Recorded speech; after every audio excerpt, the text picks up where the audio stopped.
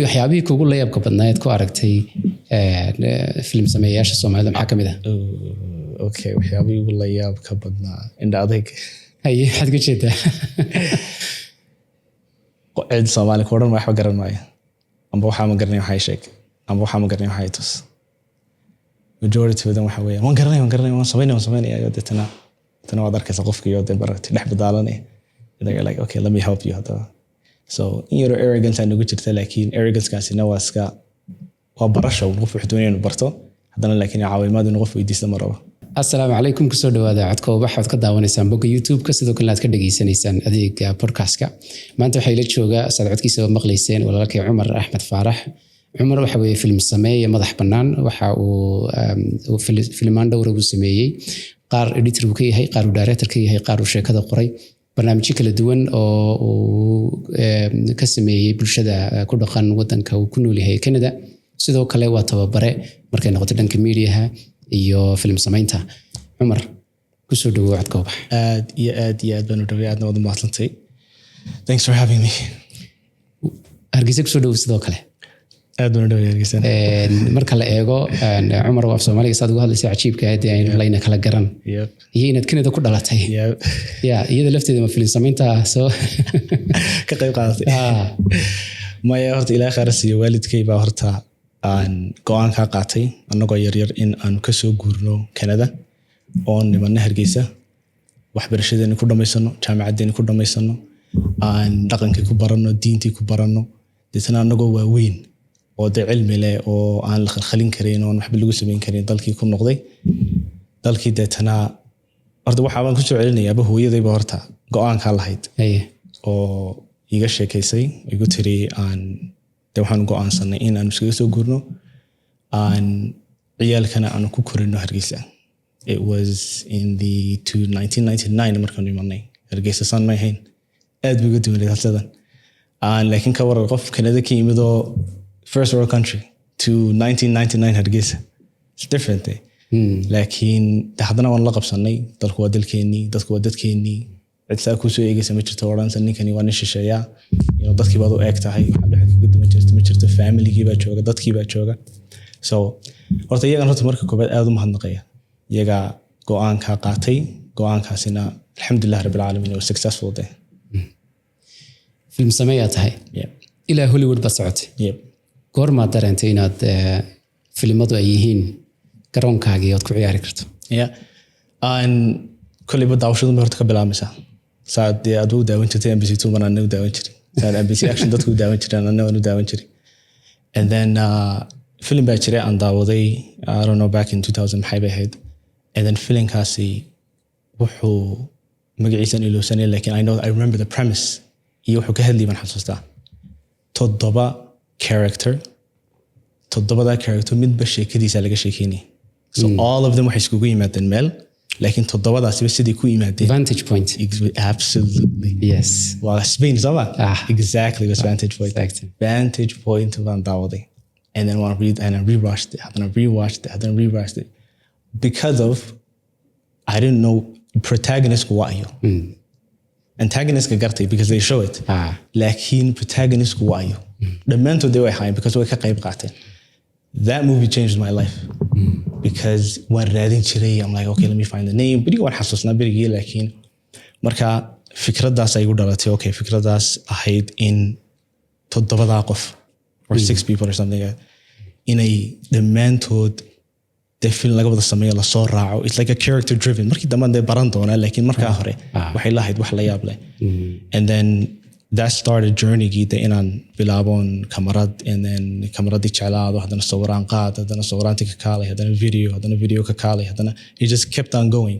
until then ka gaari doono halkan imika taaganahay being a director or being a filmmaker. waxay kaaga bilaabantay laakiin inaad aroosyada aad baan u necbaa runtii inaan aroos duubo aad baan u necbaa imika halkaa waan ka sheegaya dadka oo dhan dadka duubaya ilaa kharasiyo laakiin anigu aad baan u necbaa inaan aroos duubo nacbaanshana igama yahayn aan aroos baan necbay inaan dhex taago wax ka duubo waxa weeyaan it's so unpredictable markaad aroos duubayso haddaad aroosada soo galaysa aad duubi kari weydo dadka gaarsiin kari weydo ama kamaradu kaa baktito ama leerku kaa xumaado ama wax dhacaan you lost that chance laakiin film iyo documentary you can't redo come on let's do it again baad oran kartaa markaad film duubiso laakiin it's so unpredictable markaad welinka duubiso iyo buuqa heesaha dadka waxaasoo dhan ayaa berigii aad ii dhibi jiray aan wiil aan asxaabnaa hadda ka shaqeeya oo qabta he loves it I hate it marka dadka aad kala duwan aad kala duwan laakiin haddana waxay stepping stone de aan soo maray oo maanta de wax badan aan ka faa'iiday aan dad dhexgalka inaan dadka la sheekaysto in negotiationka xitaa aad lacagta ka wada hadashan hey how much you going to pay us waxaasoo dhan horta dee nolosha ka qayb qaadanaysa regardless of haddaan necbayo haddii kale laakiin dad jecel way jiraan maanta duubo oo de aad u jecel waana dhiirigelinaya dadkaas because if they're not there de yaa duubi amba yaa dee la adeegsan doona laakiin aniga taydii ma ahayn goormaad ogaatay inaanay shaqadaadii ahayn kule dhowr aroos waad duubtay yes maybe 3-4 malaha markaan duubay ka bacdi ayaan ogaaday horta qalabkii igu filnaa maan haysan dadkii caawinaana maan haysan so hadday keligaa tahay oo doonayso keligaa inaad wax ka duubto aroos runtii horta way kuga adkaanaysaa especially haddaanad dee haysan format la raaco oo leedahay okay 3 iyo barhka xilligaas bilaabmaysaa then ilaa 10 habeenimo and then you have a schedule xilliga and then schedule-kiina Soomaalida waan soo wada garanaade waan soo qaadnaa Soomaaliya 12 habeenimo aroos soo galay exactly day soo gashay waxa leeyahay 2 saacadood biir joogaysayo dema 2 saacadood baad gibigaaga baad la nasdeedii baad duubisay marka horta carqalado badan baa jiray aan heesuhu ka mid yihiin on the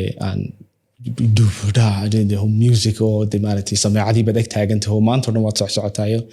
so sidaa darteed baan go'aanka qaatanay okay I don't wanna inaan continue gareemo doonayo sawiraan yes oo dadka ma sawiri karaa taasi wax dhiba maaha laakiin inaan dhex taago oo wax ka duubo I was like never again imika waxaad samaysaa filmo kala duwan qaarkood waxay noqon karaan wacyigelin dhanka waxbarashada ah baa samaysaa waxaad samaysaa taxana la yidhaahdo dahab isagana samaysaa makhaayad ka dhex dhaca waxaa kaloo samaysaa maxaa la yidhaahdaa film la yidhaahdo the absence of light soo mahay short film documentary-gana waad ku badan tahay goormaad laymamka kala fahantay oo aad xagga documentary-ga aad u baydhay marka hore okay so horta anigu sideedaba intaanan gelinba horta waxaan jaamacaddeydii waxay ahayd camuud oo aan ka baxay marka hore education 4 sano aan dhamaystiray and then markaasaan Canada markaan ku noqday ayaan go'aan ka qaatay inaan barto media production marka laakiin regardless anoo dhiganaya haddana waan shaqaynayay oo weli mediadan ka dhex shaqaynayay marka horta first of all I'm self-taught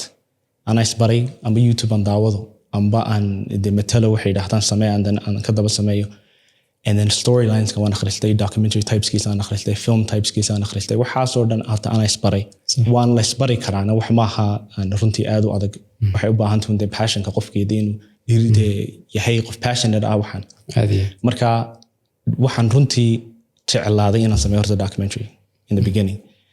and waanan rabaa weli in laa imakadan inaan sameeyo documentary because it just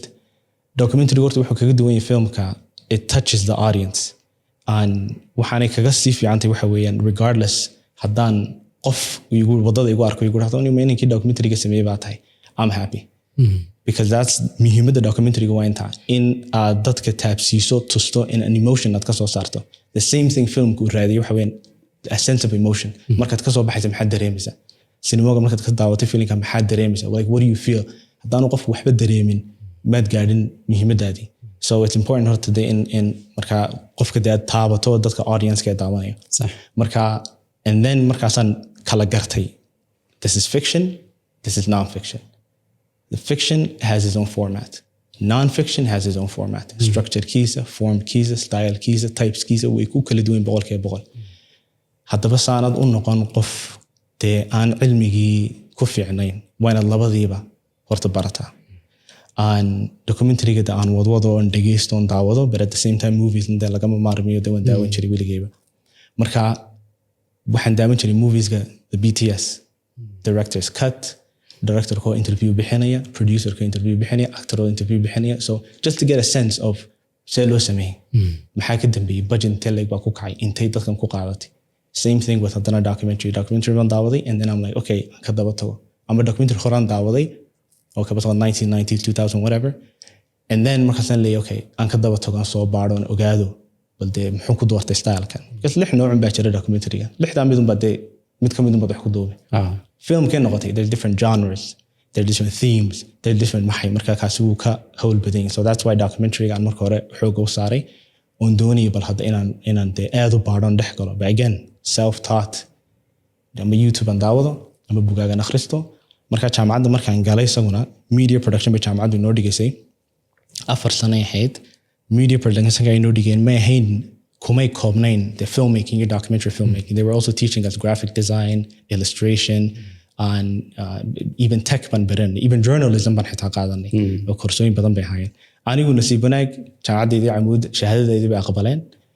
transcript bay aqbaleen marka waxay igu yiraahdeen only major courses baad qaadan kartaa uma baahnid elective iyo inaad wax buuxisay iyo minor iyo waxaas marka majorkayga aan qaadan jiray gibiga 4 course ma qaadan jiray every semester halkii dadka kale ka qaadan jireen 7 iyo 8 marka jaamacaddii ka baxday laakiin markiiba shaqo heshay yes horta taydii shaqadaydii aan marka hore waday aan ka shaqeynayay aan jaamacadda dhiganaya baa lay dalacsiyay so I started off as an editor marka video editor baan ahaa marka video editor kala duwan oo aan de noocyo badan but for me is like markan already waan garanaysaa loo edit garayo marka mashruuciyay ku tigu tijaabinaya okay we have an event kan soo duubayna we're going to send you the footage hey ii soo dira and then when edit garay waan u diray way ka heleen they were like okay we want to hire you intaas ku shaqeynaysaa xilligaas shaqeynaysaa but go ahead it's on your own time wax anagu restriction aan ku qabana ma jirto you're an editor guriga joogtaa ama xafiiska joogtaa saa doonto u edit gareeyo sidii baan markaa go'aansaday inaan iyagii la shaqeeyo markaasaan u socday I became an editor so a supervisor for the editors marka dad dee aan hire gareeyay baa jiro aan ka qayb qaatay oo iyaguna editors ahaa ama aan tababar siiyey siday dawo edit gareeyaan ama aan dee anigu supervise gareynayay shaqadooda ilan saan u sii socday ilaa markaan jaamacadda dhamaystiray markaa ayay dalacay head of production baan noqday because waxaan ka imid post production to production marka productionka waan raaci jiray marka meelaha wax lagu soo duubayo waxaa jiray hadda waxaan joogaa Ottawa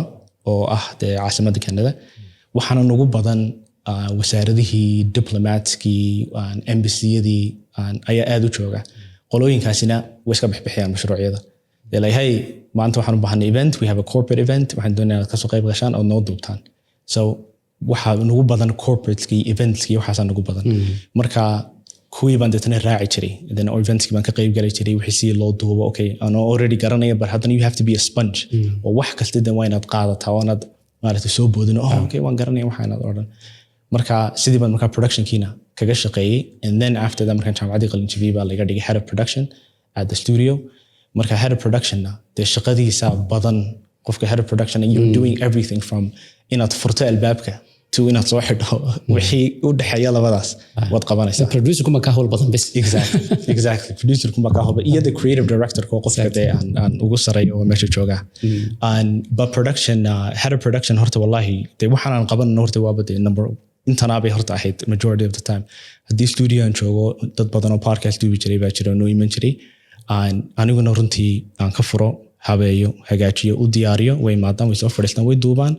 and then I'm in the back room or switcherkii baan dee fadhiyaa I'm just switching to one and then one camera to another camera one camera to another camera marka horta taasi ka koobay ahayd talabaad kale waxay ahayd in aan mashruucyadii qoro because mashruuc baad heshay yes but at the same time how are you going to film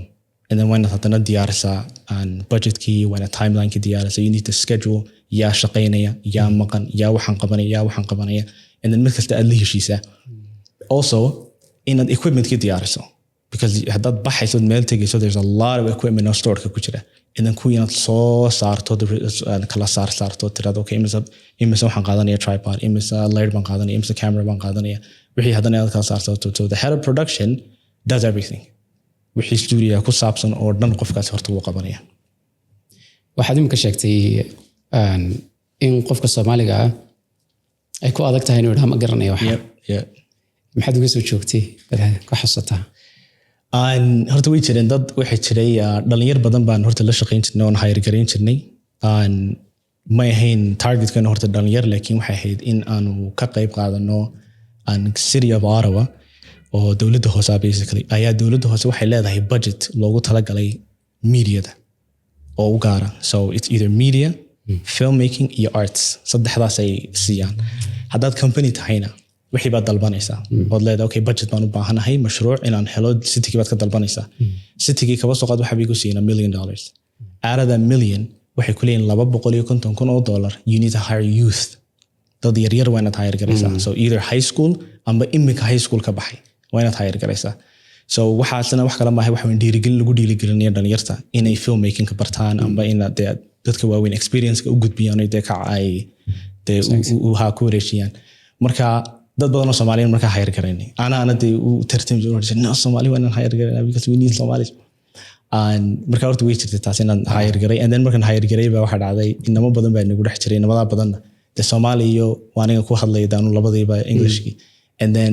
iyagan ku oran jiray aan studios oo dhex kala doonayeen aan tusto alaabtii waxa soo dhammaan oran jiray okay san kan mad garanaysaa loo qabto la boodiyo garanaysaa loo qabto kan iyo kan and I'm like it would be easier inuu qofka labadiisa dhagood furo oo dadana de ka duuxo yiraahdo okay ama su'aalo ku weydiiyo that's better laakiin arrogance runtii ma fiicna because waxa fiican qofku inta maaragtay yiraahdo ni wallahi waxaan ma garanayo laakiin dawadii sheegi kartaa wuxuu yahay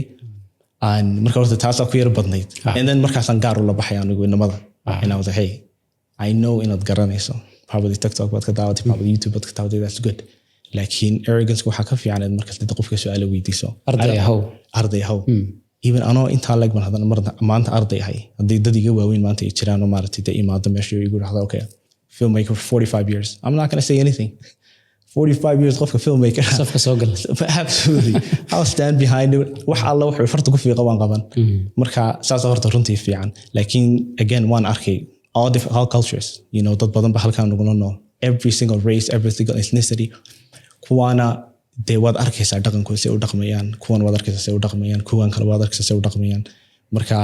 waan u sheegay marka I was like okay hey let's do this you know kun noqon stuudiyaha laakiin hada su'aal ka qabtan iweydiya idinkaan idin shaqeynaya oo idinkaan waxay baraya biriton la idinkaan la wareegi doona meesha maadaama la wareegisaan it's better in a su'aal iweydiisaan instead of I know this cadawga ugu weyn aqoontu waa waxa waan garanaya weeyaan absolutely hadda tira waxa waan garanaya aqoonta bas ka xidhay marka in mar walba aad gaajaysnaato dhanka aqoonta markay noqoto aad bay muhiim u tahay adigoo ka soo gudbay jaamacaddii oo head of production maraya ayaa haddana Hollywood aad tagtay gabadh baa mentor ii ahayd oo gabadh Filipiiniyada ahayd ma fahamtay lakaan ka salaami lahaa oo turjumaynaa Mylan baa la dhahdaa waxay sameyn jirtay mentor bay ahayd production studio bay haysatay iyaduna wato way ka shaqeynaysay way guurtay Mareykan bay guurtay Mareykanna biriga hore intaanu deemaka Trump aanu iman horta way ku fiicnayd dhanka in la isdhaafsado shaqaalaha amba inaad Mareykan u shaqo doonato ama Mexico all North America saddexda dal inay shaqaalaha isla dhaafsadaan aad bay horta biriga ugu fiicnayd Mareykan bay guurtay shaqay heshay and then social media then ka arki jiray like all the projects she's doing she's in Hollywood she's done marka maaliman wada hadalnay she told me she was like Omer haddaad opportunity doonaysa aad kaga soo baxdo because Ottawa is a small city marka loo compare gareeyada Montreal iyo Toronto iyo Vancouver Ottawa aad bay u yartahay and Ottawa waxa kale leedahay cilada kale leedahay waxa weeyaan inaanay horumarin dadkooda creative-ka oonay dajiid hore soo dhigan dib bay u yar dhigaan waxay dhahdaan you know Toronto naga horeysa we don't need to compete amba Montreal iyo Toronto compete gareynaya we don't need to compete with them marka waxay tiri adoo ka soo baxaa lagu qaatay and I was like okay diyaar baan u hay laakiin just tell me where and then anu go'aanka waan qaadan doonaa waayahay sidii bay dadana igu sheegtay waxay igu tiri okay documentary baa la duubaya waxaa lagu duubayaa Dallas Texas marka aniguna waxaan joogaa LA baan joogaa marka Dallas baa lagu duubayaa ma kugu daraa I was like you know what it's a good experience igu dar let me go there let me go film the balance soo arka bal hadda jawigu siduu yahay and then Dallas baan u duulay Dallas baan dadana joogay 4 bilood and then 4 bilood aan joogay production baan ka qayb qaatay documentary la duubayo I was a production assistant waxa weeyaan the most entry level job aad sameyn karto ninkayga head of production isku xariifinaya okay you're head of production wax kasta oo laga bilaabay PA wax kale ma ahaan isbaalay PA does nothing other than you're an assistant waxa soo qaad maba warba uma haysid waxa la duubayo because you're more busy de waxyaabaha kale cuntadii baad diyaarinaysaa dadkii baad la hadlaysaa, contractyada gudbinaysaa, scriptii baad qaybinaysaa, qof kasta trailerkiisi baad ugu tegaysaa, ad leedahay waxa meelihii la tegay baad sii garaacaysaa, la sii hadlaysaa. But that's something ee iga dhinna. Even though aan oran karo de maanta okay cilmi badan baan hay waxaan hay, but haddana when I was at a production weyn oo maanta lacag badan ay ku baxday, and you're a PA, you're getting more experience than the head of production. Iyo waxaad Ottawa ka samaynaysay. Marka halkaasaan joogay 4 bilood baa la duubayay, waxa la duubayay documentary. So we went from Dallas to Fort Worth, oo iyaduna magaalo ku xigta ah. And then we went to Allen, oo magaalo kale oo ka hooseysa, and then waan soo noqon jirnay. Now, guess how many hours aan shaqayn jirnay? 16 hours a day. 16 saacadood saan aroorta 8 usoo kacno, 10 ama 12 habeenimo guriga tagi jiray. And then intaasoo dhan dee waa taagan tahay chief iyo waxaas ma jirto, waa inaad adkaysaa. And the funny thing is, anoo halkaa jooga ayaa Allen way ka rashaysaa markaa aan Dallas markaa way ka rashaysaa, gaari baan raaci jirnay markaa. Waan carpool garayn jirnay, waan wada raaci jirnay, maca alaabta, maca qalabka, waxaasoo dhan wada qaadi jiray. Qof alaab aad ka tegi kartid ma jirto. So I have to like write it down and be like, tripods 3 minute, okay, hey. Cameras 4 minute, hey, waan haya, okay. Anagoo markaa meel fadhina ma habeen ayuu nin baa igu yidhi ninkii director-ka ahaa. He said, okay, all the PAs are here, and then we saw Tiri. I was like, okay, you're here. Because he goody, how old are you? And I was like, probably like 26, 27. So she's 26 years old. So I could, and he was like, you remember where I was in 26 years old? Because I could my corporate job and kashaqini dawlad dan joogay. Alhamdulillah, hadda halka joogtan maanta that you're dad bad ka qaadanaysa experience wanaagsan. 26 at your age, halkaan waa joogtaa. Iska amo halkaas ka fadhiyo waxbaro. That's it. You're no rush beauty. In filmmaking, daayada filmmaking ka dhex jirta waxa weeyaan haddaad 30 ka yartay cid ku dhageysanayso. Nobody cares because you have no experience. 10 sanaad leedahay kaba soo qalaatan baan ku bilaabay ilaa 30kayga. Wax alla waxa macna u sameynaysa ma jirto because it takes 5 years inaad ku barato pre-production, probably 10 years inaad ku barato production because every year kamaradii baa isbedelaysa, layer cusub soo baxaya. Why not ma sanad kaste it's update garaysa. So you're never learning. Konton jir markaad marayso ay learning this is a filmmaker hana oo la garanayo oo macruufa. If not, sit back down. intaad ilaa joogtay dhowr mashruuc aad ka shaqayso kala duwan. Keebuu ahaa kii ugu budgetka badnaa miisaaniyadda badnaa? Wuxuu ahaa kii ugu budgetka badnaa mid aan imid iyadoo la sii dhamaynayo. Oo haddana Netflix ku jira. I'm pretty sure waxa la yiraahdaa Black something baa la yiraahdaa, laakiin waxa lagu duubay Mexico xilligii COVID bay ahayd. And then they poured in so much money, lacag badan because xilligii quarantine COVID waxa soo dhan laguma duubi karin Mareykan because restrictions badan baa jiray. Marka waxay sameeyeen team hore may qaadan all the production dadkii oo dhan ee ka shaqeynay Mexico dadana ligay because Mexico restriction badan may lahayn, dadana halkaas ay ku duubeen. Filinka waliba hadda daawato Netflix buu ku dhex jiray. Allah you know hostana waan ku mention gareyn doonaa. Aan khayminta ku jira 5 nin bay hayeen. Marka hore timay lahaayeen iyo gaadhay everything,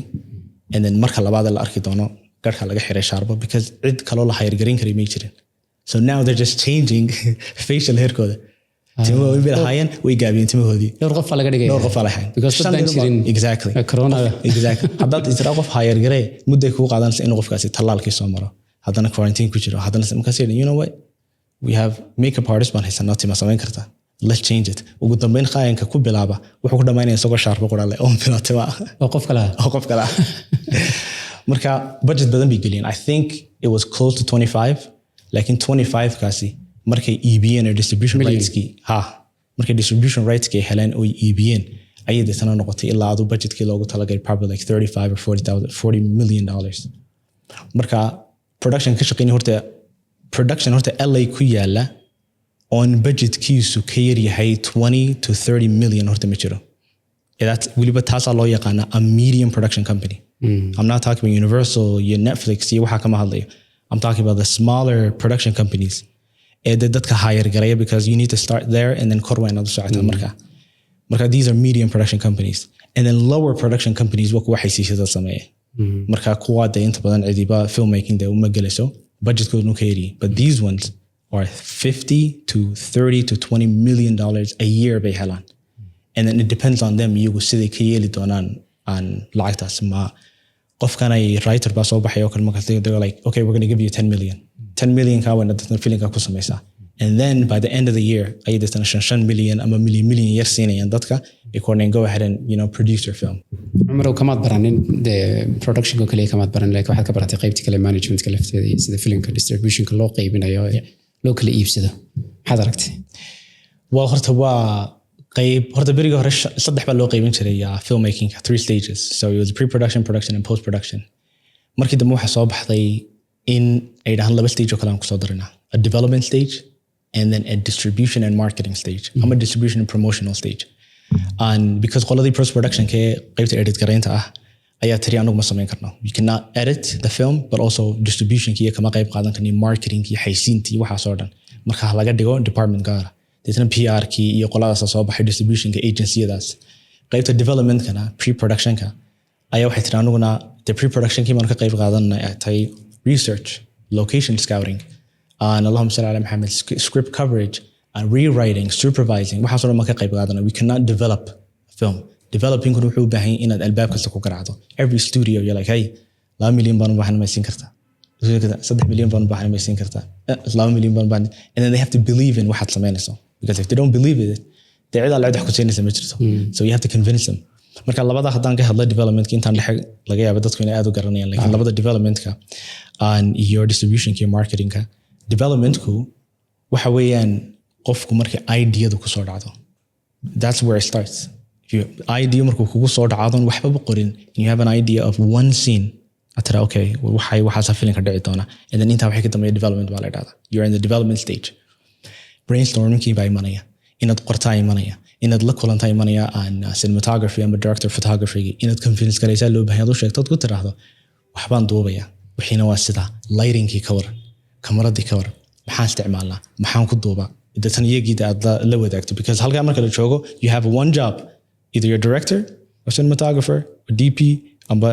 producer executive producer laba shaqo way yartay dadka isku haya because it's so much work. Marka qofku director umbu haanaya taas marka waa development stage ka. The distribution rights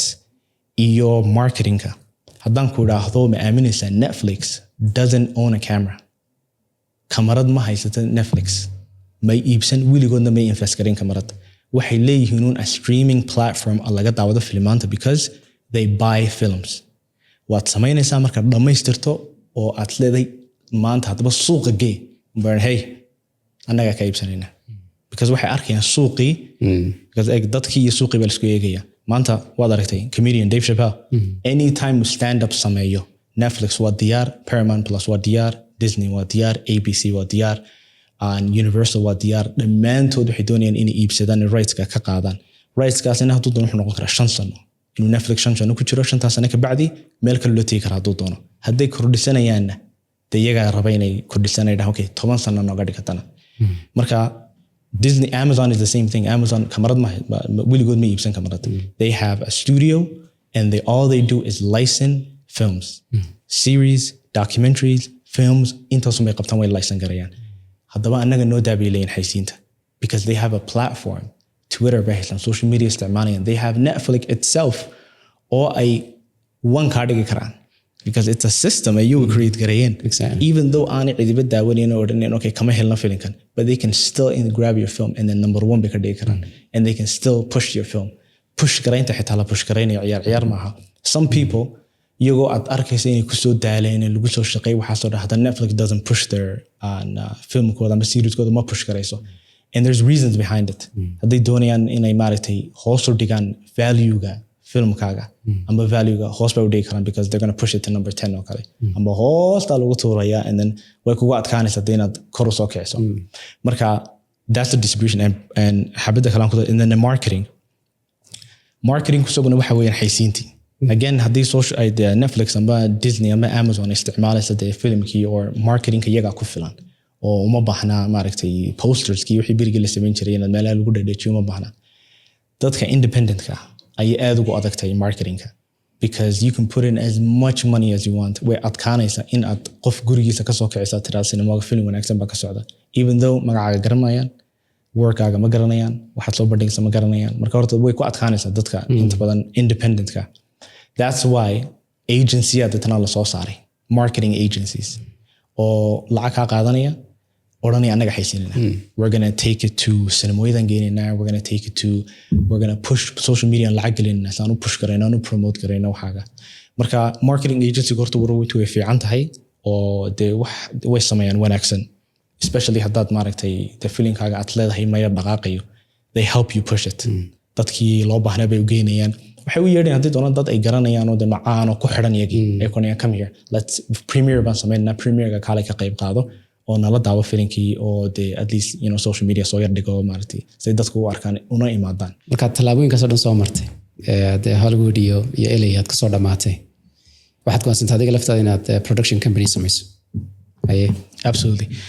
Waxaana go'aanka horta igu dhaliyey anoo jooga oo ka shaqaynaya LA Patriot Pictures baa la dhahaa, halkan ka shaqaynayay ayaa waxaa jirtay executive producerka oo gurigiisan ku shaqayn jirnay marka, oo wuxuu ka dhigay meel studio weyn buu ka dhigay, and then studiohaas hablun baa ka shaqayn jiray, wax raga anun baaba joogayba. And maalinta horan ku mention gareeye we were interns hata marka koobaad interns baan ku wada bilownay ilaa 5-6 qof meelahaas. Anigu maadaama qalin jabiyey oo aanan jaamacad ku noqonayn, qolooyinka kale ee iyaguna interns ahaa jaamacadood bay ku noqonayeen, semesterkii dambe ay dhamaysanayeen, anun baaba kasoo horayba. And then shaqadii marka ay offer gareeyeen igu dhahtay maadaama adigu aanad wax restriction aan lahayn ood ku noqonayn, nala joog, go ahead, ku biir creative development teamka, which is qolooyinka scriptka intay qoraan u soo bandhiga production company-ga. Now emailkaad monitor garaynaysaa, and that email waxaa ku soo dhacaya almost 120 script per month ayaa ku soo dhacaya. Ama qofku ha yaraado, ha noqdo qof dee maaragtay writer yar, ama ha noqdo qof dee weyn oo productor writer caan ha noqdo, 120 baad helaysaa. Out of that 120 waa inaad dhex martaa. Again, waad u soo wada bandhigaysaa, laga yaaba producerka in lala soo hadlo la yidhaha hey emailkeeni baa ku yar dhex jiray yar eego. So adiga ku leeyahay okay heavily go ahead and Frank Lambert eego kan eego. Marka taas horta jirta. And then marka shirar badan ma ka qayb gali jirnay, waanan raaci jiray. So it was the executive producer, the assistant executive producer, and then his assistant iyo inan kale oo iyaduna dee joogi jirtay oo assistant iyaduna ahayd. We used to go to meetings, conference meetings laga hadlayo filmaan, lunch meetings, waxa dhan isku raaci jirnay runtii. Markaan ka imano lunchka, so around like 1 o'clock bacda duhur oo kale, aniga executive producer ku dibadda wada production jirnay, sugaar buu halka ku cabi jiray, anna lunchkayga dibadda ku cuni jiray the porch. Marka halka hore anaga wada fadhiyo wada sheekaysan jirnay, deetana hablaha gudaha galab wada jiray, deetana kasi gudaha wada gali jirnay, so labadana dibadda ku sheekaysan jirnay. And markaasuu igu yidhi do you ever think about having a production company? And I was like yeah, obviously yeah, waan ka fikirayay niyadda waan ku hayay. And he was like start it. And I was like, okay, what's the importance of starting a production company? He's like, well, waxaad leedahay. Regardless of what you do, hadday xitaa noqoto quraanka duubaya, production kaagad ku label garaynaysa, and that's yours. Marka waxay ku fiican tahay licensing-ka inaad wixii lahaato, lahaanshihii ownership-kii inaad wata production samaysato. Wixii Umar kuma wada nabi karo. Oo Umar baale la oran kari maayo. You need, because halkaas sida u shaqaysa ayaa you need a production company ama LLC hadday u yaqaanaan. When Allah hata sidaad ugu slap garaysa magacaaga everywhere. He's like, hey, go anale. And he was like, make a production company. So kamaan fikirin berigaas. I was like, okay, whatever, waan ka fikiro doona waxaas. Markaasaan deetana ka soo baxay because waxay ogolaadeen inuu remote ku shaqeeyo. Markaasaan Hargeysa yimid. And then Hargeysa remote kaga shaqeynay. Kowda habeenimo shir gali jiray because iyaga halkaas 12 subaxnimo ahayd. Oo dee imay ogeyn, laakiin I was like, okay, shirka halkaasaan ka gali jiray shirarkooda. Still waan ka shaqeynayay script writing-kii iyo script coverage-kii waxa loo yaqaano, waanan macnayn doonaa script coverage-ku. Waxa weeyaan script baa lagu soo gudbinayaa 120 page, 90 page, 80 page wax doonaba ha noqdo. Adigu muhiimadaadu waxa weeyaan inaad akhrido wixii lagu soo diray, waxaanaad halkan ku diyaarsantaa feedback. So it's basically a review aad ka diyaarinayso script-kii lagu soo diray. Waxa weeyaan plot-kii, marka waa sheekadii, premise-kii wuxuu u socday ujeedadu lahaa, characters-kii dadkii ku dhex jiray meesha, development-ka siduu, is it like a good structure muu ku socday, and then by the end is your feedback. And then you can grade it A to F baad siinaysaa, but at the same time when horta coverage-kii kale, feedback-kii kale waa inaad qortaa tirayno sheekadu waa sheeko waxaa ku saabsan, waxaas ahayd, it's a good story, I would change waxa or waxaasan ka bedeli lahaa. Same thing with characters. Labada character hore, protagonist-ka iyo antagonist-ka, waxa weyn actor-ka iyo khaayinka, labadaas they're good. They have good characters, laakiin dadka kale ku hareeraysan, the extras iyo and the supporting actors waa yar weak, their character development. Marka ku yar noqo kale. Marka waxaad ka diyaarinaysaa basically 2 page labada page muhiimadeed waxa weyn inaad u gudbiso the executive producer isagu baad hordhigaysaa if he asks you sometimes adoo ku daalay coverage-ki baan cidiba eegay oranayaan waan ka maaranay feelinkaas wuxuu u tagay another production oo kale and like okay never mind laakiin labada page ama 3 page intaad qaado baad hordhigaysaa and then he doesn't even read it like so eegay and then he's like okay tell me adoo sheeg adaa de akhristay then markaas aad deetana u sheegaysaa oo saaween marka tiiban markaa ka shaqayn jiray even markaan Hargeysa yimid oo coverage-ki ma samayn jiray anoo sidii wada markaan Hargeysa joogaan ka fikiranayo okay I need a production company waxaan doonayaa inaan ka aasaaso Kanadan ka bilaabo halkii aan joogay Ottawa even though aan ka sameynaya haddana fikradihii aan hayay birigaas ee aan go'aan ka qaatan in production company baan sameynaya fikradihii aan qoray maanta I saw it in waxaan eegay anoo tigaray but like okay I accomplished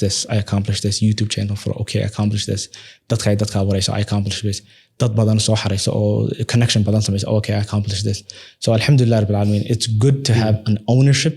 in waxaagii owner aad ka ahaato oo meel platform gaar ah soo dhiganayso ama at least inaad wixii haysato magacay ku hoos qorayo meel kasta caalamka laga arko aadiyan safar dheer baad runtii soo martay waad wax ku baranaysid mar walba arday ahayd oo tusaalahaagana way ka muuqataa in qofku mar walba arday ahaado imika adiga laftaadii baa arday sameeyay waana khasab qofka markuu aqoon barto waajib baa markaba saarmaya inuu aqoonta ugu gudbiyo bini'aadanka inta uu dheer yahay xageed ka bilowday inaad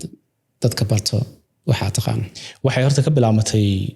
anoo jaamacadda dhiganaya qol ay approach garaysay oo la yiraahdo Youth Ottawa waa dhalinyarta Ottawa basically ninba marka ka mas'uulaha dhalinyaradu buu kobciyaa haday activity noqoto haday media noqoto haday arrimo badan buu kala marka dhanka media la hadlay like Omer okay I can see in dhiganayso I can see you can work but kale anagana noo shaqeeya oo part time nagu shaqeeya laakiin waxaan u baahannahay in dhalinyarta especially dhalinyarta ku jirta classada grade 9 grade 10 grade 11 inaad iskuuladooda ugu tagto deetana iskuulada hal xiisad aad soo barto mediada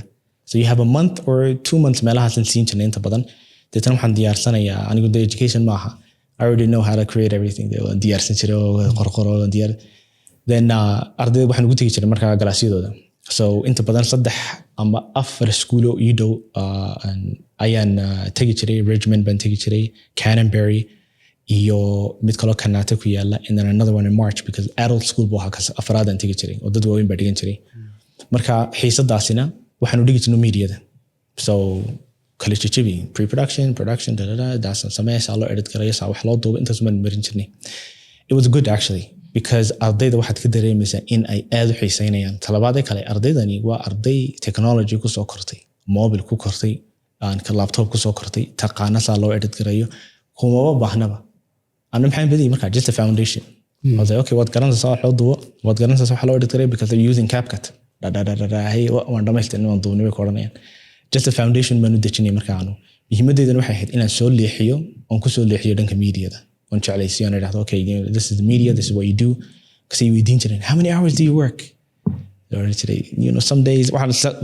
again واحد كلام كتش على هذا بدي media ده حويان. Some days واحد شغالين سلحي 8 ساعات. The other days ما شغالين سيدا. واتك شفت واتك راح يسانيسا. oo dab guriga joogto waad edit gareynaysaa so waxaan u sheegi jiray I'm like it's not 95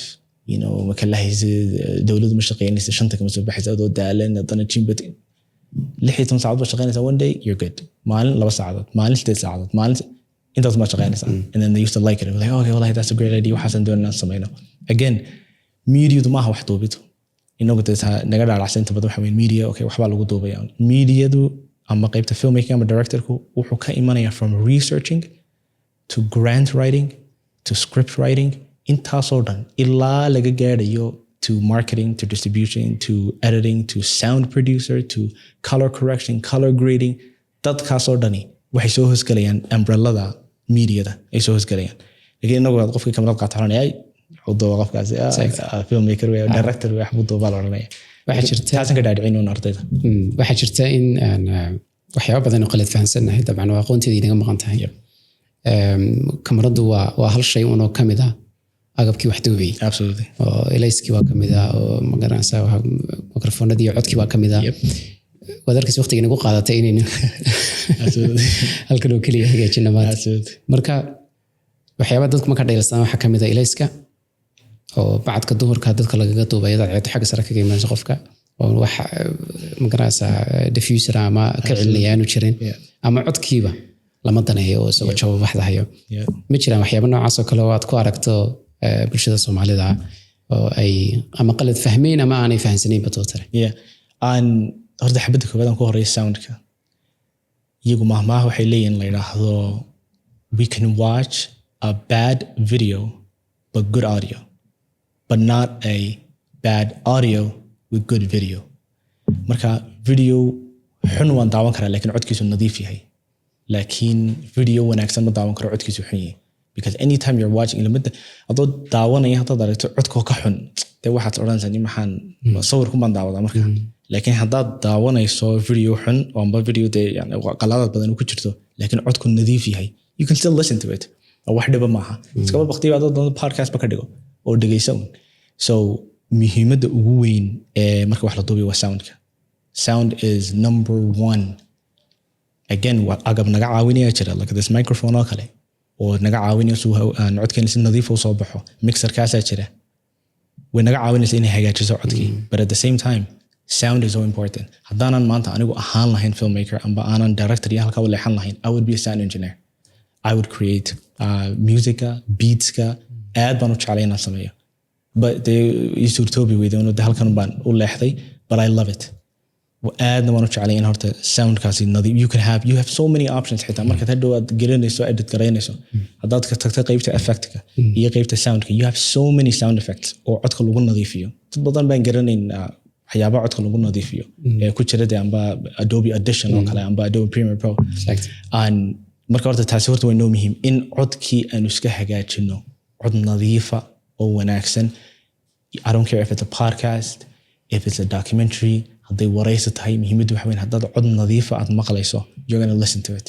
laakiin haddaan wadaxda qofku way ku adkaanaysaa you're like okay mar dhigtaa ku qarxaysa dhigba because when haddana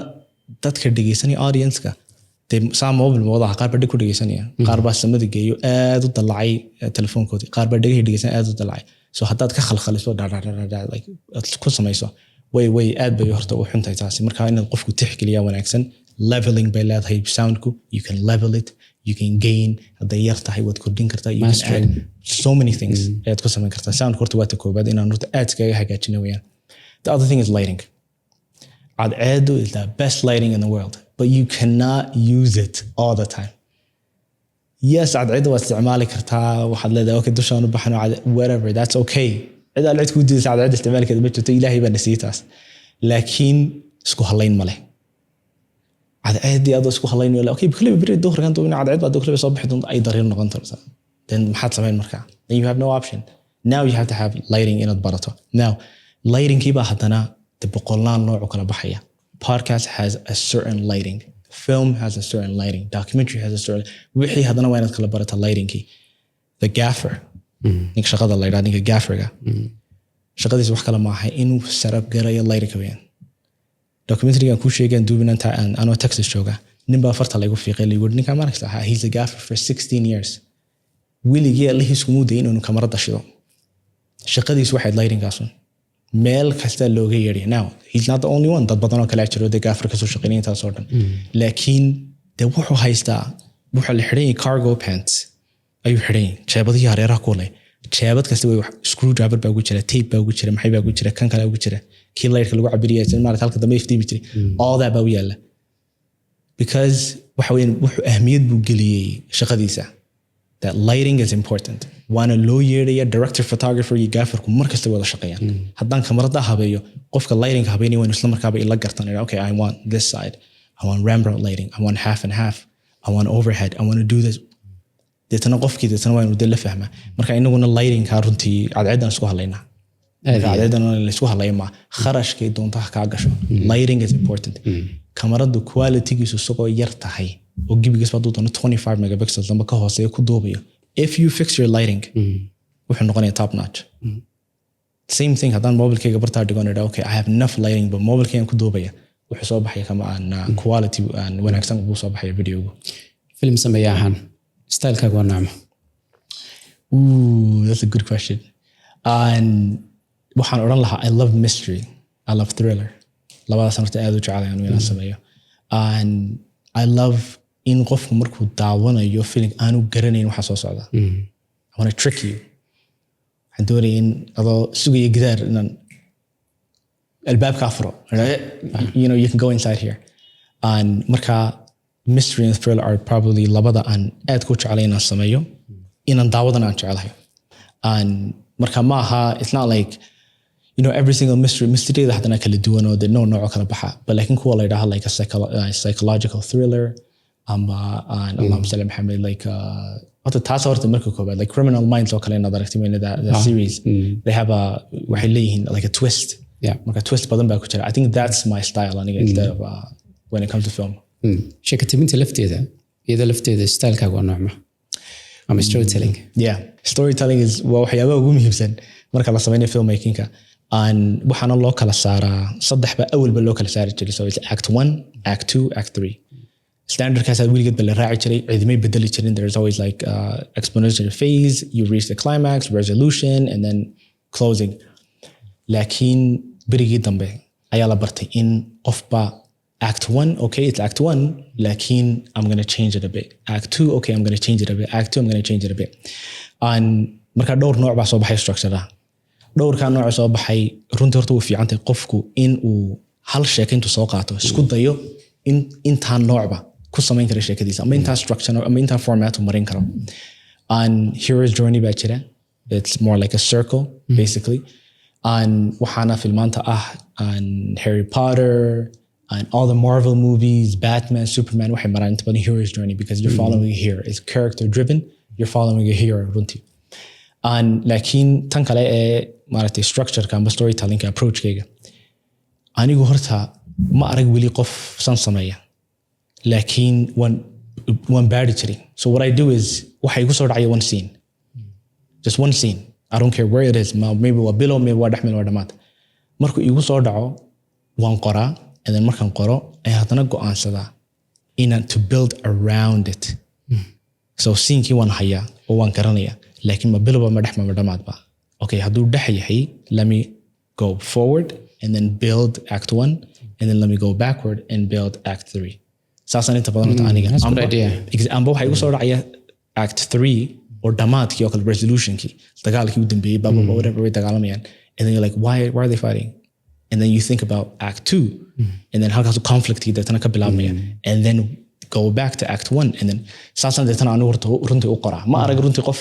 de saa u qora oo qoraayaasha xitaa waan weydiin jiray how do you guys write, and then you were like, oh, we write act 1, amba it's mostly character driven. Character-ka ay ka sameynayaan filmka ay jecel yihiin ay rabaan inay character build garayaan. Deetana story-ga based on a character. Laakiin qaydan ma arag horta. And I'm like, okay, I'm going to think about a scene, and then scene-kaas aan ka fikiraya imka tusaale ahaan.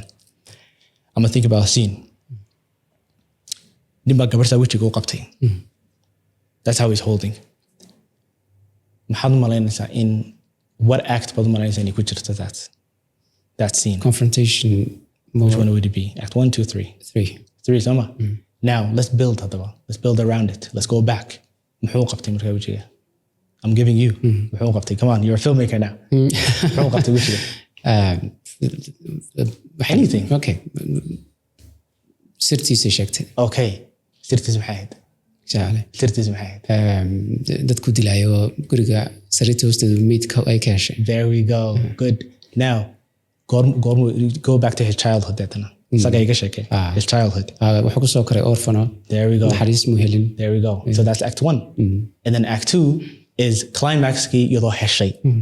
Would be the climax. oo inta iyadoo de amba hagaajinaysa amba iska wadato on degba u dhigan oo weliga ka shakasanayn iyadoo magaalada ka maqlaysa nin baa wax dilaya, there's a serial killer sanaysan weliga ka shakasanayn ma oranay ninkayga de wax dilaya. And then she looks under the bed, she sees it, he grabs her immediately. And when he grabs her, now we're in act 3. Now what happens? Mid ka mid uu moodayay inay maydaha baa badbaadinaya gabadha. There you go. Then mid baa dadana u isleeyahay hadhow baad dili doontaa kale oo hoosta ku xareeyay baa dadana ka soo bixi doona badbaadin doona. And then the guy dies. Now that's the whole film. Gabigiisa that's the whole film. Now the only thing naga dhiman xawayaan de inaanu dhisno oo aanu u qorno oo aanu hawsha diyaarno. But we went from bits by bit, scene by scene, baanu samaynay. And then we can just keep going. maanta oo dhan marsaa intaan ka fikirnaa okay brainstorming hey muxuu sameeyay because you have to ask yourself that question sheekaduna basically waa saas you have to ask yourself questions and also inaad convince garayso inay sheeko run tahay even kuwan oran karna sheekadaas inay wax ruuxaas ma dhacayso dadka ma dhacayso but it might happen and you have to convince yourself dadka kalena you need to convince and be like okay saysa sameey nikta sameey halkaas ku soo koray you have to be passionate about it marka sheekada sheegayso so that's my approach filinkaas aad soo baxo xuquuqdeeda haylo diyaar dhanka cinematography-ga iyo editing runtii aniga aad bay soo jiitaan istaaladuna way kala duwan yihiin aniga ninkan ugu jecelahay waa Wes Anderson okay there you go absolutely midabadiisa iyo magaca symmetry-ga marka kamarada cinematography-ga adiga ciidaad xiisaysaa ma jirtaa saas oo kale I would say not kamaradiisa sheekadiisa Christopher Nolan iyo imiko ninka loo leeyahay Ryan Coogler who made the Wakanda Forever and Black Panther eventually not Wakanda Black Panther to me imika film cusub soo saaray later Sinners and barkan labadooda horta sheekadooda waan dhageystay I don't just like iyo mid kale jira isaguna Denis Villeneuve like isaguna Montreal isaguna Dune you samey iyo and film kale like Prisoners oo soo baxay 2013 and not because of the cinematography like in dadkii adeegsanayaan obviously cinematographer but they markasta la shaqeeyaan every single project ma bedelaan cinematographer good because that's the only person ee sheekadii la fahmaya oo u sheegi karaan waxaan u baahanay oo la shaqeyn karaan way adagtay inuu director intuu ka tago cinematographer and he goes to another one and then another one and then another one way ku adkaanaysa laakiin director-kii iyo producer-kii iyo cinematographer inta badan way wada shaqeeyaan and the reason is marka budget kala diyaarinaya maaragtay they're above the line baa la yidhahdaa marka budget kala diyaarinayo so the director cinematographer and producer are above the line dadka lama bedeli karo waa dadkii fikradda lahaa dadkii isku keenay producerku below the line is me production production assistant dadkii la bedeli and coordinator sound engineer and waxa soo galaya and the gaffer waxa soo dhan baa below the line baa kuwa la yidhahdaa marka saddexdaa qof runtii aad bay wada shaqaystaan and I would say Christopher Nolan because of sheekadiisa and wuxuu maaha horta qof ka muuqda inta badan mediada ka muuqda maaha film soo saaraya interview sameynaya he goes back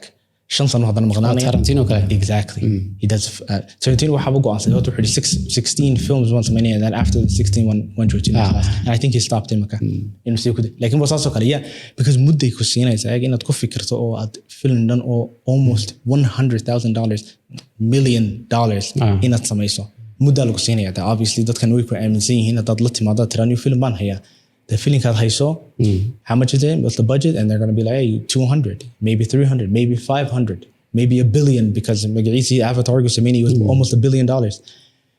Mudde ku qaadanaysa inaad dhisto. So 5 years, 6 years, 10 years when it comes qanaata. Shaashada hor done.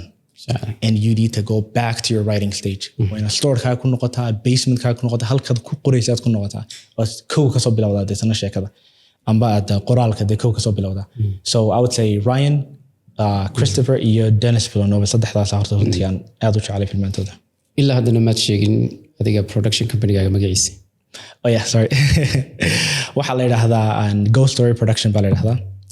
and Ghost Story Production hadda waxaan marayaa in aan sameeyo a series oo markaan ka yimid videoyada gaaban iyo documentary markaan ka yimaado waxaan hadda gacanta ku hayaa series laba series actually mid waaban soo deynay hadda wuu ku jiraa on YouTube-ka oo halkaas aan ku soo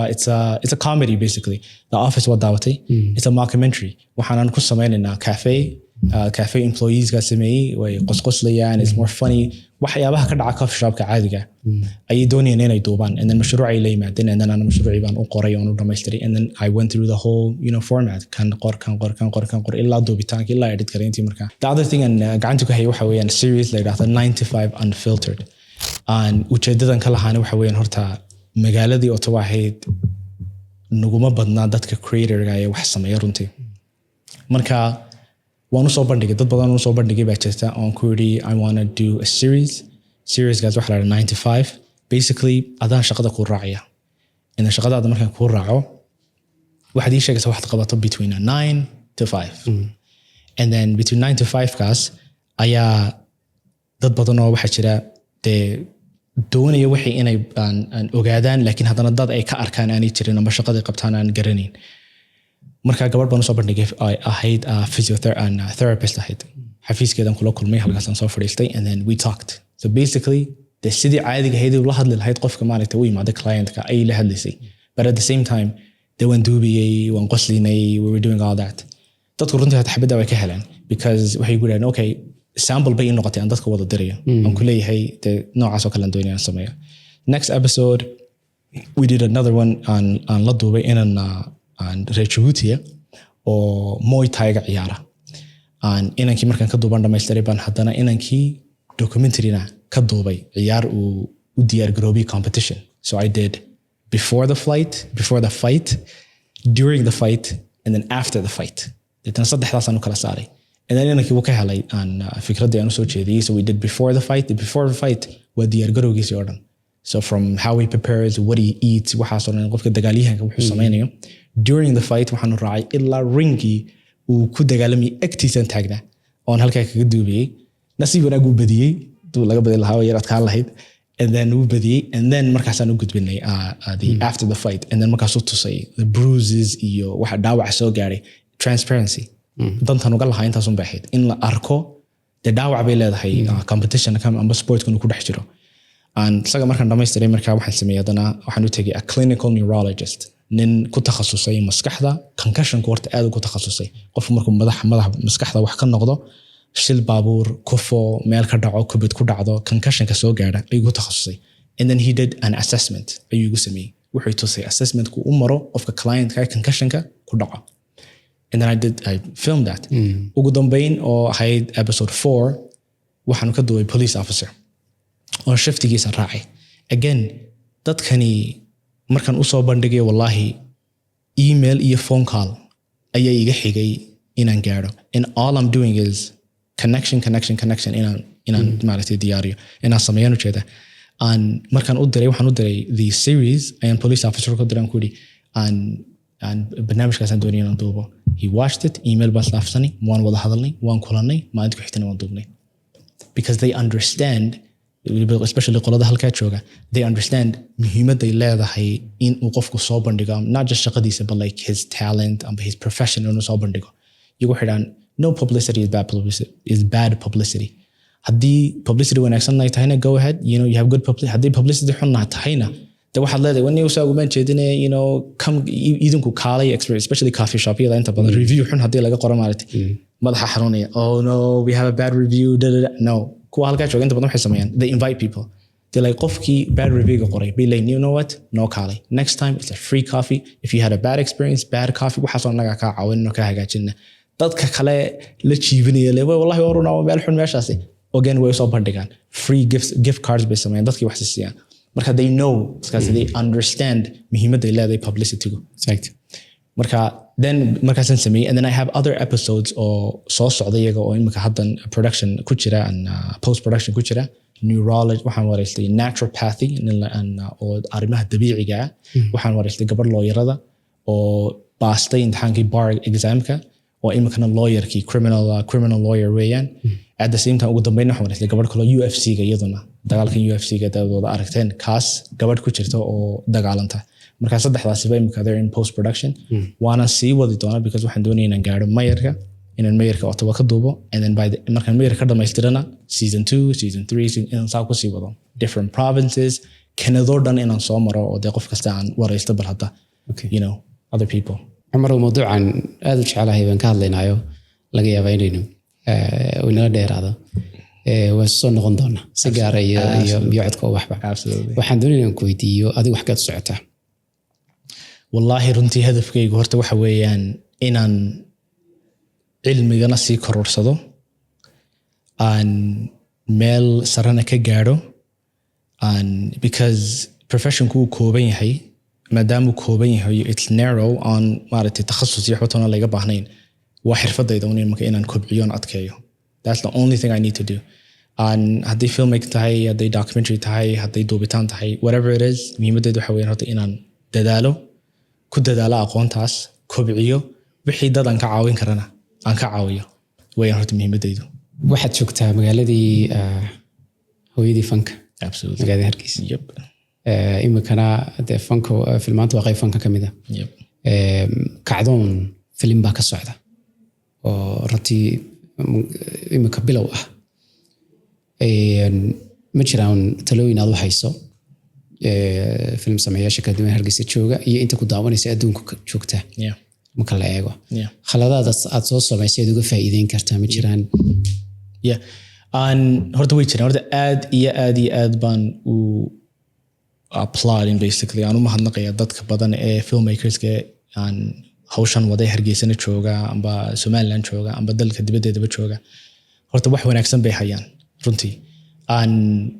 filmmaking wax dhayal ma aha dadku way dhayalsadaan laakiin markaad soo gashid professionka baad ogaanaysaa qiimaha leedahay iyo inta effort aad gelinaysa iyo hawsha kugu baxaysa iyo inta jeerad soo jeedisid iyo qaladka yare simple ka aad ka seexan karin ayaad ogaanaysaa markaa aan horta waxaan soo jeedin lahaa dadkeenan amba Hargeysa jooga hooyadii fanka aan jooga magaaladeedii in horta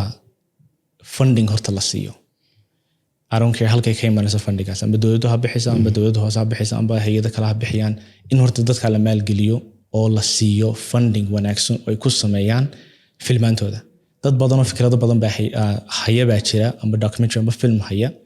oo aan la siinayn amba visionkoodii lala fahansanayn oo aan la oranayn imika tusaalahan waxaa ka mid ah waxyaabaha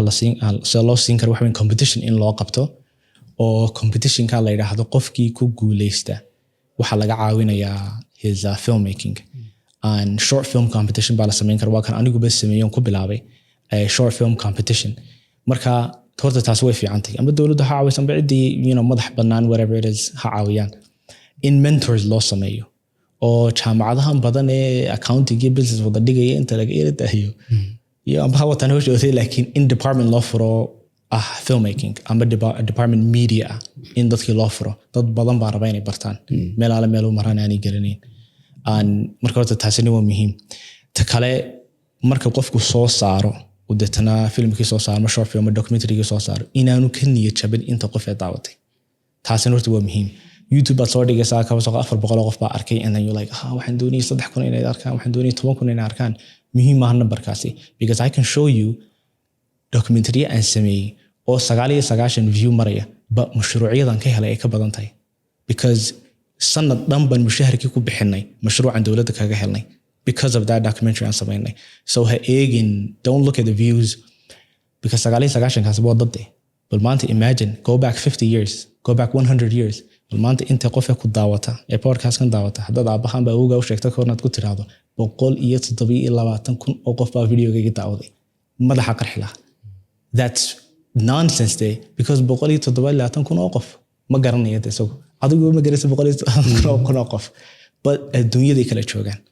marka 99 waa muhiim but imagine 99 people bad ku keentay qol that's what the was success taasi marka in qofku kan yeeshaba maaha inta qof ee daawatay again documentary la sameeyay baa jira 10 sano ka hor oo maanta maraya kaba soo qad 100 and then dib uu soo noqdo suuqa dadna dib dad baxaysay and then adigoo islaha 10 qof waxay qof daawaday sanadka bacdi waxa daawanaya 60,000 sanadka bacdi waxa daawanaya 70,000 waxa arkaysaa un isagiyo fidaya especially haduu YouTube iyo meelaha ku dhex jiro marka inaan laga jiniyo jabna maaha taa kale ee caawimaada dadka la caawinayna waa muhiim dadka in maskaxdooda loo kobciyo way wanaagsantahay regardless of what they're doing especially qofka haduu gacmihiisa ku shaqaysanayo farihiisa ku shaqaysanayo gacmihiisa a skill based way waxani faraku hayna weeyaan haddaad maanta yar samayso tiidayso done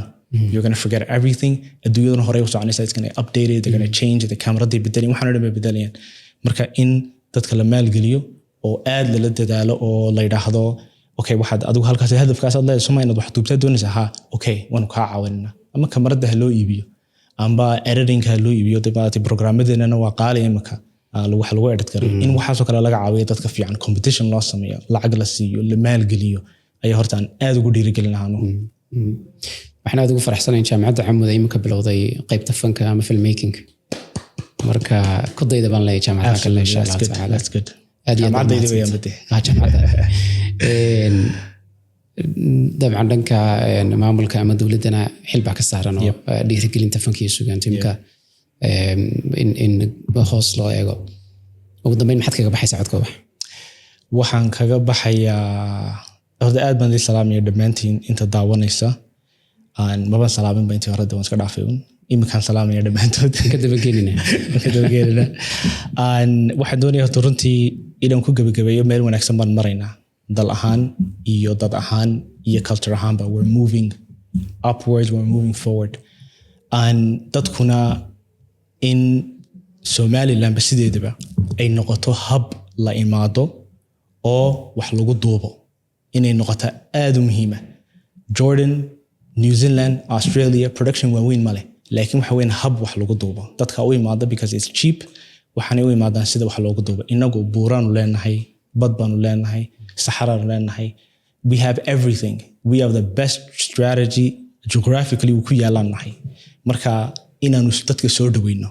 oo ilbaxnimada dadku ina baraan anuguna aan barno de culture-keena iyo diinteena iyo dhaqankeena dadka ay horta aad u muhiim ah. Dad badan oo imaada way jiraan YouTube or tourism ka shaqeeya ka helay aad ugu mabsuudaa jiro ilaa New Zealand wallahi meel qurux badan bay xitaa okay noo soo noqotaba kaalay wax ku duub not just maalin qura kaalay oo dadna maca salaam no dad kale wayna soo jiidanaa filmmakers badan wayna soo jiidanaa dad badan wax duub wayna soo jiidanaa inaanu ka dhigno Somaliland meel haba oo iskugu imaado waxna lagu duubo la kobciyana industry-geeda qaybtada media-dii waxaanan aad u kobcisano oo hagaajino siyaasadun maaha wax la duubayo war maaha wax la duubayo there's more than this waxyaabo badan oo kala jira waxyaabaha badan ee faraha la galno oo kuwaana hagaajino noloshii kale oo dhan baa bannaan. Absolutely. Umar aad iyo aad baad mahadsantahay ku faraxsanahay codka wax timid. Next time waxaan rajaynaa inaan kugu nimaadno goobtaada shaqo adigoo oo tawajo aad baan ku soo dhaweynaa aad baan ku soo dhaweynaa aad iyo aad baad mahadsantahay idinkuna aad iyo aad baad mahadsantihiin. Wassalaamu calaykum waraxmatullaahi wabarakaatuh.